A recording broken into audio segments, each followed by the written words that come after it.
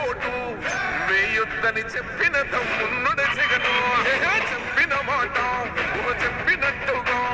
చేసిన మా రాజన్న కొడుకుర జగను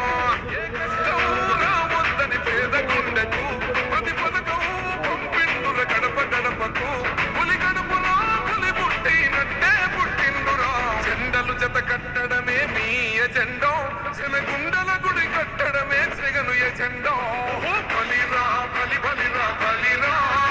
పులి వెందులలో పుట్టిందా పులిరా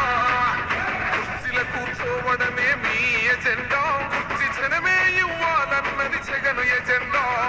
బలిరా బలి బలిరా బలిరా వేద బతుకుల మార్చినది ఆ పులిరా